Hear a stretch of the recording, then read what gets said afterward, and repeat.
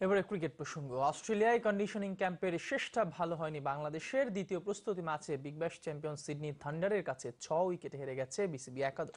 তবে এই ম্যাচে ছিলেন না মাশরাফি, সাকিব, তামিম, মাহমুদুল্লাহর মতো সিনিয়র ক্রিকেটাররা। তবে প্রস্তুতি ম্যাচে হারের প্রভাব পড়বে না আসন্ন নিউজিল্যান্ড সিরিজে। ম্যাচ শেষে এমনটাই জানিয়েছেন মুশফিকুর রহিম।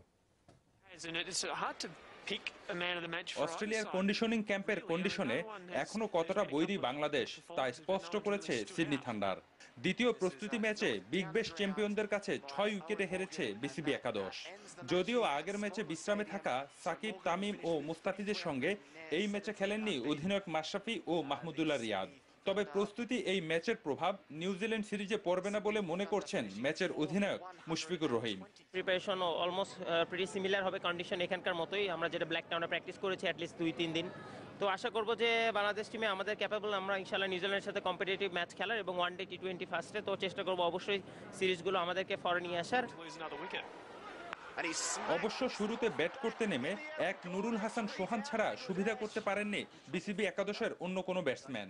সোহানের 35 রানের ইনিংসে 8 উইকেটে 121 রানের চ্যালেঞ্জিং পুঁজি পায় মুশফিকের দল।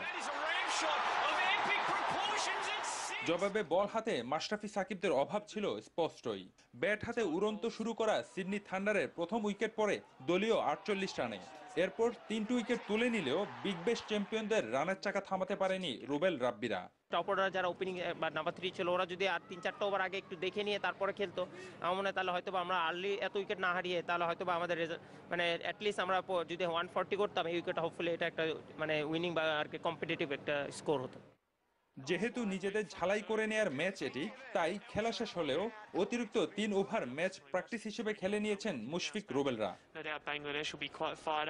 কন্ডিশনের সাথে মানিয়ে নিতে অস্ট্রেলিয়ার পর নিউজিল্যান্ডও ক্লোজ ড্র অনুশীলন এবং একটি প্রস্তুতি ম্যাচে অংশ নিবে টাইগাররা।